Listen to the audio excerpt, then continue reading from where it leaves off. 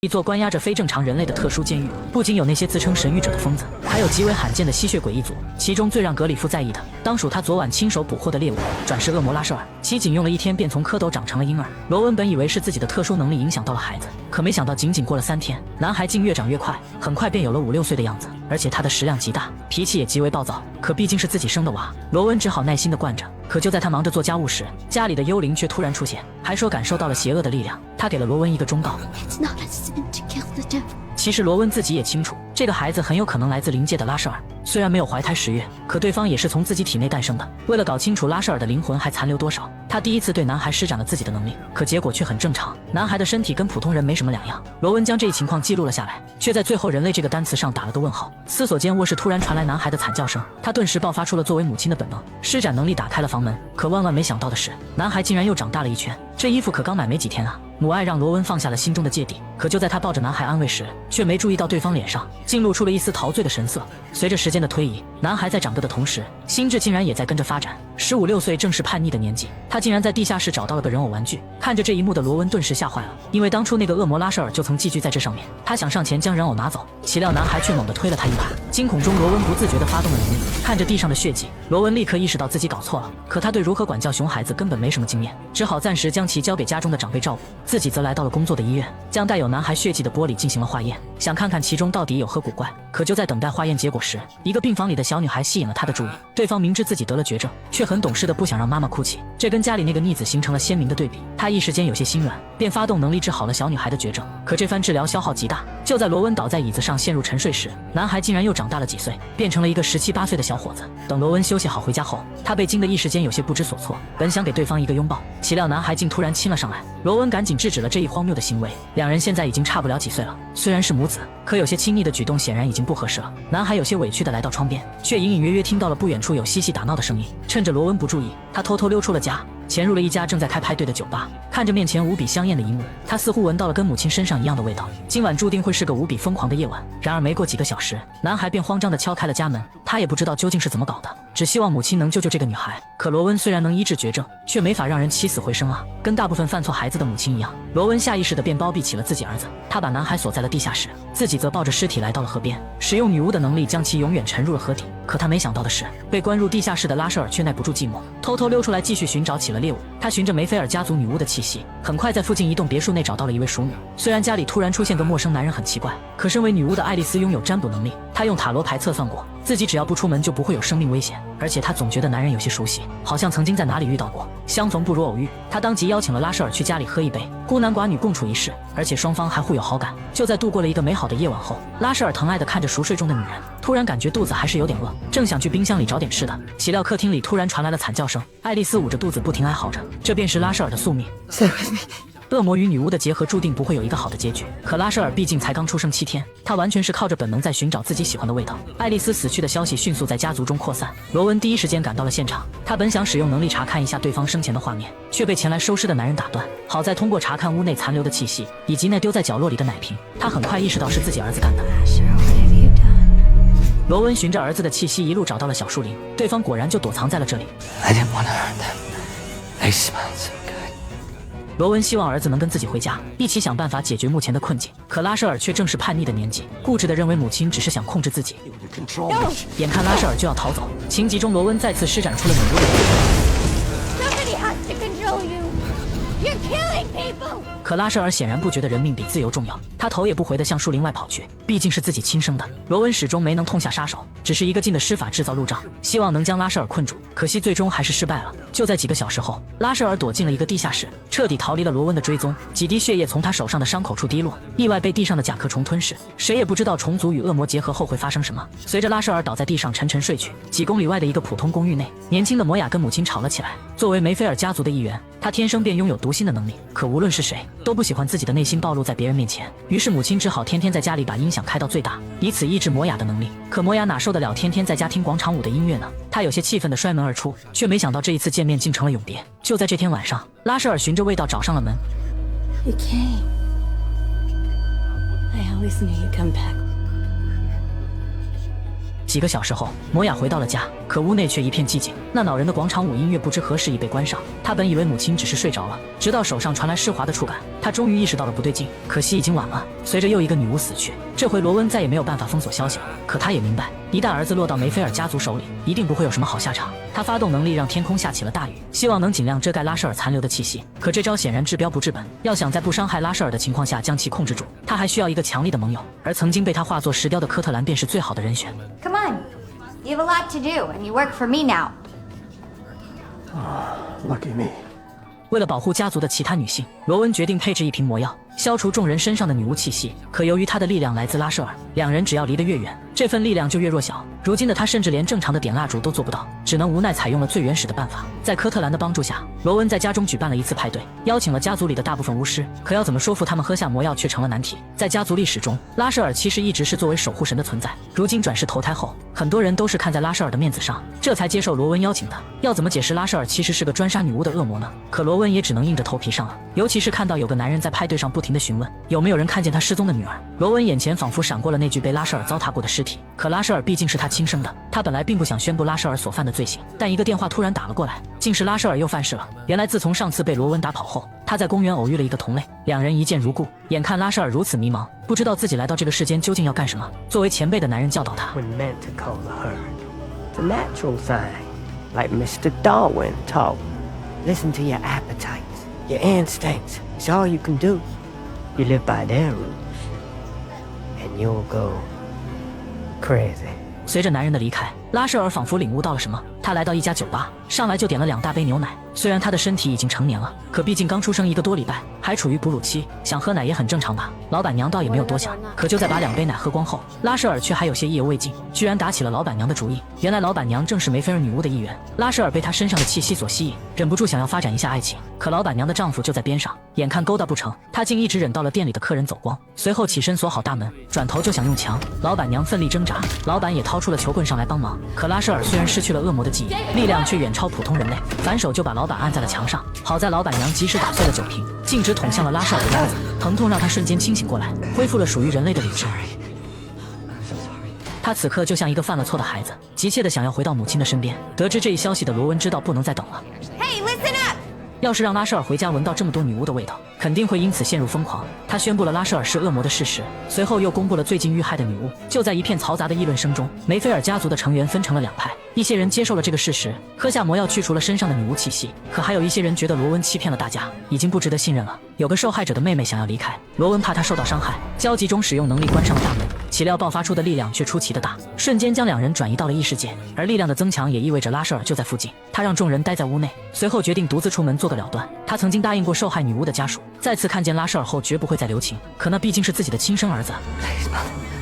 眼看罗温陷入了两难之地，边上突然窜出一个人影，朝着拉舍尔放出了淡紫色的气体。罗温下意识地挡在了儿子面前，随着他的意识渐渐模糊，边上突然驶来几辆小汽车，二话不说就把拉舍尔拉进了车里。他现在就是一个坐拥宝藏却不知道如何使用的孩子，自然会吸引到黑恶势力的推荐。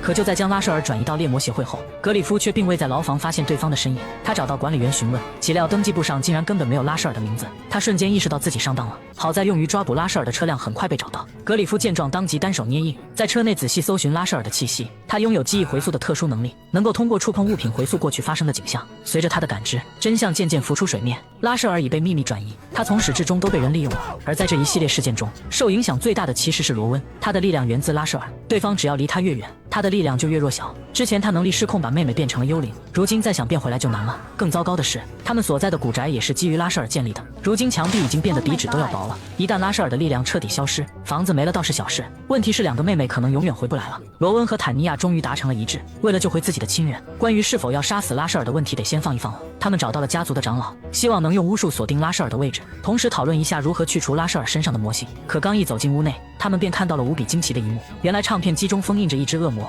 两位长老必须轮流进去陪对方跳舞，以此来防止恶魔脱困。说话间，沙漏刚好走完，是时候换班了。随着两位长老十指相扣，只见伊芙琳仿佛瞬间苍老了几十岁。一旁的罗温两人目瞪口呆地看着这一幕。仪式在晦涩的咒语声中落下了帷幕。其实伊芙琳长老已经快80多了，之前他一直通过巫术维持年轻的模样，只有换班时才会显露出真实的面容。在得知罗温两人的来意后，伊芙琳表示想得到答案很简单，就是去唱片机里走一趟。那里面的恶魔陪伴了无数任女巫，对拉舍尔也相当的了解，但其中必然有着难以预知的风险。罗温正准备冒险一试，可另一位长老却劝他把唱片机带回古宅，那里毕竟是罗温的主场，他的力量能得到最大程度的发挥。可伊芙琳却不肯答应，东西一旦借出去，再想要回来可就难了。说话间，坦尼亚却嫌弃他们有些磨叽，竟独自走到了唱片机前，想直接使用自己的读心能力跟恶魔进行交流。It's hurting her. 他显然有些高估了自己，可罗温此时力量大减，根本帮不上忙，只好赶紧叫救护车把坦尼亚送到了医院。就在几个小时后，坦尼亚终于从昏迷中苏醒，他已经失去了触碰唱片机时的记忆，只知道那里面有个极为恐怖的存在。可罗温却依旧没有退缩，那是帮助拉舍尔唯一的办法。身为母亲的他怎么可能放弃呢？他回到家中，在长老的帮助下缔结了契约，随后毅然喝下药水，前往了那神秘莫测的异世界。此地封印的其实是梅菲尔家族的上任家主朱利安，也就是科特兰的父亲。罗温不惜冒着未知的风险来到此地，可面前的老人却一动不动，仿佛一具没有灵魂的躯壳。他伸出手想试探一下脉搏，原来老人寂寞了这么久，好不容易来了客人，而且还是个漂亮的女人，他实在忍不住调戏了一番。可接下来无论罗温问什么，他都没有再说一句话。罗温只好选择了撤退。结束仪式的方式也很简单，他只要在心里默念想要出去。外面拥有读心能力的坦尼亚在收到消息后，便会用自己的灵魂作为绳子，带罗温逃离禁地。他们接下来本打算商量一下，如何才能让朱利安开口。可此时罗温却惊奇地发现，被救走的只是自己体内的一部分。朱利安的大笑声从身后传来，他已然恢复了真实的面貌。难得有这么漂亮的后辈，他怎么舍得让对方轻易离开呢？梅菲尔家族的每个女巫都有一项特殊能力，而身为家主的朱利安更是变态，可以分割和抹消人类的灵魂。仪式其实并没有结束，一旦超过限定时间还未逃离，罗温的一部分便会永远困在禁地中。说到这他反而不急了，既来之则安之，还不如先问问怎么找到拉舍尔。岂料朱利安却有些好奇，罗温跟拉舍尔究竟是什么关系呢？ I was his lover, and then his mother. I gave him a body. 在得到想要的答案后，朱利安也不吝啬，表示罗温要想出去也很简单，只要外面那个罗温能意识到自己不完整，返回唱片机再举行一次仪式，就能救回自己缺失的那一部分。这听起来简单，可关键时刻罗温的初恋拉克突然到访，朱利安轻轻一吹，便帮对方打开了房子的大门。罗温笃定另一个自己绝不会感情用事，因为现在肯定不是叙旧的好时候。可屋内的罗温却不知怎么回事，带着拉克便去客厅聊起了天。原来罗温曾把拉舍尔的血液交给对方做了化验，于是拉克顺便也给罗温做了下检测，可结果竟显示罗温有4条不同的染色体。What are you? 眼看有些解释不清，罗温只是让拉克等等，随后出门找到了长老，想让对方帮忙配置一瓶遗忘药水，让拉克忘掉检测结果。在得到长老的承诺后，他随即又折返回屋内，坦白了自己女巫的身份。 I'm a witch. 他的特殊能力是透视，眼看拉克有些不敢相信，他当即现场展示了一番，先是从拉克肩膀上的小伤开始，再到手臂上骨折留下的印记。就在来到关键部位的前1秒，罗温突然感觉一阵头晕。由于现在的他相当于只有一半，所以使用能力时难免会有些透支，可他却只当是拉舍尔离开造成的影响，并没有太过在意。随着两人感情的升温，罗温突然跪在地上表起了白。拉克没有拒绝，爱情的力量足以让他们跨越物种相恋。他想尽自己的一份力量，既然掌握了拉舍尔基因的成分，那说不定可以利用生物技术让细胞快速繁殖，为罗温制造一个随身的魔力充电宝。至于上哪找足够的细胞样本也很简单，虽然拉舍尔长大成人只用了1周，却也经历了换牙，那些换下的牙齿罗温都收藏了起来，其中的牙髓便是最好的细胞样本。可就在用电锯进行采取时，拉克实在受不了罗温那含情脉脉的眼神，一个不注意把手给弄伤了。在境地看着这一幕的罗温终于意识到了不对劲，自己明明没有这么花痴才对啊。朱利安却颇为得意，他用能力将罗温分成了感性和理性2个灵魂，被救出去的正是感性的那一个，形势对罗温颇为不利。眼看时间已经所剩无几，感性罗温却拿着遗忘药水犯起了难。长老让他在纸上写下自己的名字，然后塞进药水喂给拉克，这样对方便会彻底忘记罗温这个人。可两人才刚旧情复燃，只有感性的罗温哪舍得呢？他一把拍掉拉克手中的魔药，表示要放弃女巫的身份跟对方在一起。眼看场面就要失控，长老们终于察觉到了罗温的异样，他表现的实在太奇怪了，尤其是在面对坦尼亚的读心术时，过去的罗温总会给心房加上一把锁，如今却完全不设防。再联想到家主朱利安的特殊能力，他们立刻意识到发生了什么。好在时间还剩最后的几十秒，在众人的帮助下，罗温回到唱片机前重新启动了仪式。就在临走前，理性罗温接受了朱利安一起喝一杯的请求，并从酒瓶身上得到了提示，酒庄所在地便是如今拉舍尔被囚禁的地方。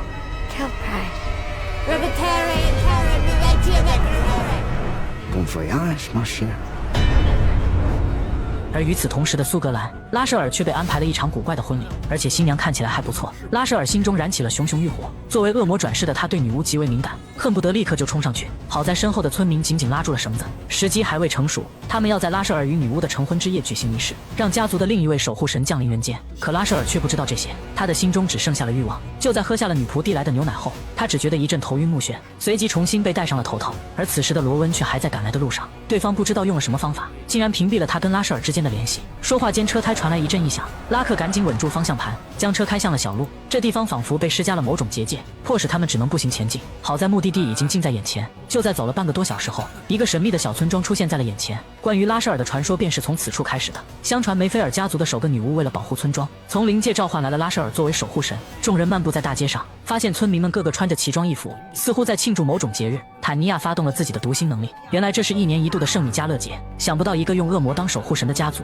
竟还会庆祝大天使长的节日。行进间，罗温突然眼前一亮，看到了曾将拉舍尔掳走的男人，他快步跟了上去，岂料人没找到，再回头时却发现其他人已经不见了。坦尼亚被一个兜帽男吸引，就此离开了大部队，而罗温则在旅馆前跟拉克相遇。他决定用手机通知其他人在旅馆会合，可没想到的是，旅馆的服务员却告诉他们没房间了。拉克有些恼火，他可是提前在网上预订过房间的，可服务员却表示第三方平台的预订在这不好使，旅馆的房间会优先提供给当地的客人。眼看就要露宿街头，罗温只好拜托服务员给他们叫了辆出租车，可车都已经来了，坦尼亚那边却始终没有回消息。You the folks needing a ride? No, thank you.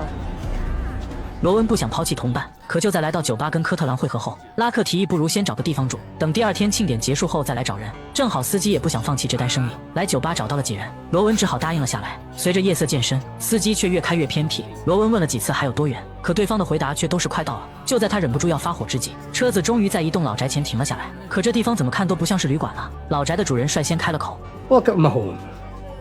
It's an honor. I'm your Uncle Ian.原来此处正是梅菲尔家族的起源地，而拉舍尔其实也正被囚禁在这里。罗文还想说他们要去的是酒店，岂料伊恩竟一巴掌拍在了司机脸上。 You tell him who you are. Hey? What you playing at? This is my son Hamish. 看到这，罗文突然不在乎了。既来之则安之，他倒要看看对方想玩什么把戏。几人当即在老宅中安顿了下来。可或许是因为过节的缘故，老宅里此时一派热闹欢腾的景象。拉克本以为就是场普通的派对，却意外在地上捡到了一张人皮面具。他好歹是个医学博士，立马认出这是货真价实的人皮。可周围的人却没有理他，反而戴上面具扮演起了丧尸。拉克被吓得不轻，他第一次发现原来巫师的世界竟是如此恐怖。恰好此时罗文也在房间找到了伊恩的小孙女，并从对方口中得知了借种仪式的事情。而拉舍尔显然就是仪式的主角，他本打算跟伊恩好好讲讲道理，说清楚仪式可能带来的灾祸，岂料伊恩却一副你能奈我何的表情。罗文只好发动了自己的能力，他虽然失去了拉舍尔的魔力来源，但透视和改变血肉组织的能力还是正常的。 Having trouble breathing? Feel that in your throat. 可对方却毫无反应，反而是一旁的小孙女痛苦地趴在了地上。原来伊恩已经用能力将家族的生命绑定在了一起，只要愿意，他可以将任何损伤转移给其他人。罗文毕竟不是个心狠手辣的人，更何况他还刚从女孩那得到了帮助，难怪伊恩要设计把坦尼亚引开。要是有对方的读心术在，寻找拉舍尔就不会如此麻烦了。几人只好来到了屋外，准备找找有没有还未被洗脑过的族人。罗文察觉到了哈米的不开心，于是当即展开了利诱。年轻人大都会向往外面的世界，相比于这里的穷乡僻壤，罗文所在的大都市显然更有诱惑力。他承诺会帮对方找一所好的大学，一直安排到对方成家立业，前提是哈米要说出拉舍尔的所在地。 Try the tunnels. In the basement. Can't tell you any more than that. So let's go ready. 罗文将这条信息记在了心里，可就在回到房间后，拉克却表示这地方太危险，他们必须另外找个地方过夜。可罗温却急着去地下室寻找拉舍尔，他凑上前抱住拉克，用爱情抚慰了对方焦躁的内心。等到拉克睡熟后，罗温悄悄爬起身，独自向着地下室走去。可就在他拿出手机打开闪光灯后，只听身后哐的一声，大门竟已被人锁死。原来哈米被洗脑了这么久，怎么可能会为了钱选择背叛呢？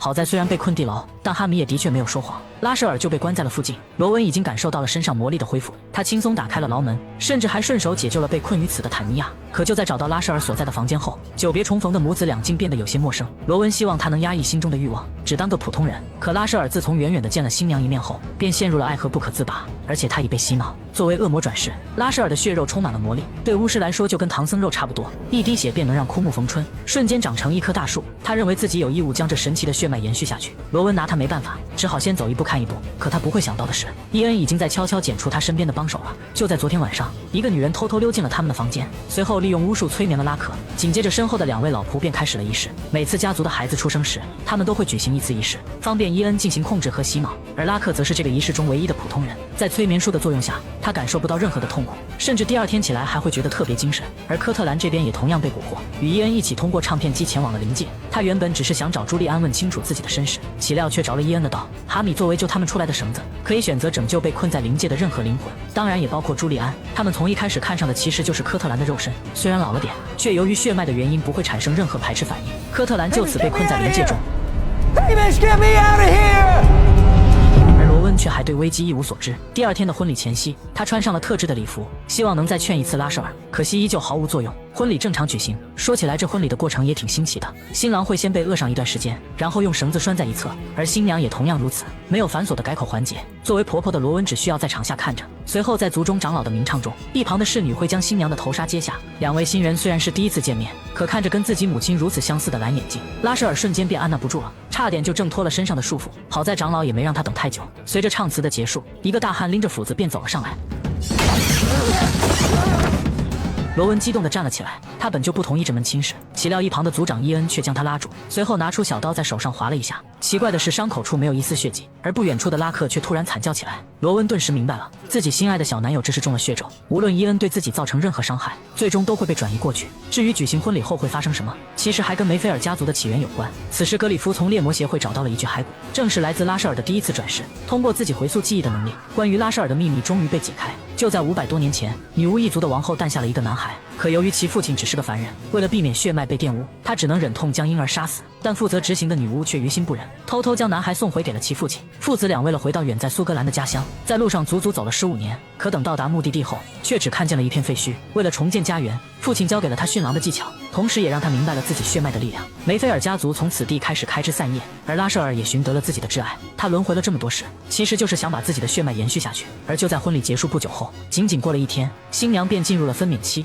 由于使用了秘法，这一胎便生了8个。凭借着拉舍尔那特殊的血脉，当最小的老8出生时，先出生的老大已经学会了走路，并在管家的带领下开始了独立进食。但他们的血脉毕竟是被稀释过的，还做不到像拉舍尔那样一滴血就让枯木逢春，喝一口则让巫师原地飞升。要想真正继承血脉中的力量，族中还需要进行一个小小的仪式。拉舍尔被带到一处由乱石组成的祭坛中，伊恩跟他说来此事为了给孩子们祈福，实际却趁他不注意，瞬间从身后掏出了小刀。其实他也没有撒谎，唯有用先祖的精血，才能让子孙后代继承到真正的力量。随后只要给孩子们的额头画上十字，仪式便算大功告成了。而且伊恩很聪明，他明白不能让这群孩子长得太大，一旦有了自己的思想就容易反抗，所以7、8岁的年纪刚刚好，反正有8个孩子呢，留下一个当种子足够了。好在罗温已从格里夫那了解到了拉舍尔的真相，他匆匆赶到了祭坛。拉舍尔刚断气没多久，心脏还有微弱的跳动，这对罗温来说便足够了。他立刻发动了自己的能力，为拉舍尔修复了伤口。但目前形势危急，他们也来不及叙旧了，必须立刻赶往城堡阻止伊恩对孩子们下手。可面对拉舍尔召唤来的魔狼，伊恩却再次推出了罗温的小男友拉克。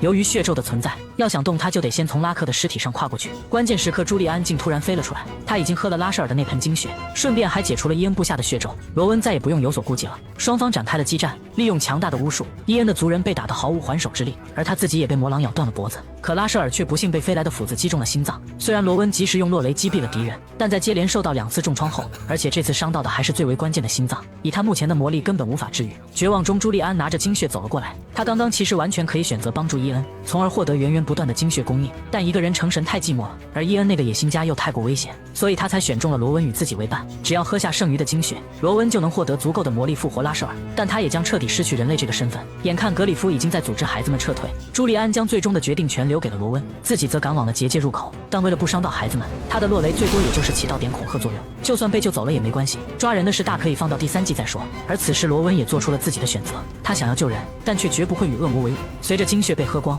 罗温感受到了体内无穷无尽的魔力，他明白朱利安绝不会轻易放过自己。为了保护心爱的小男友拉克，他只能让对方彻底忘记自己。罗温在纸条上写下了自己的名字，偷偷混入魔药中放进了拉克的茶水。虽然有些不舍，但此刻理智却告诉他必须这么做。只有心中没有了牵挂，他才有足够的信心去面对接下来的强敌。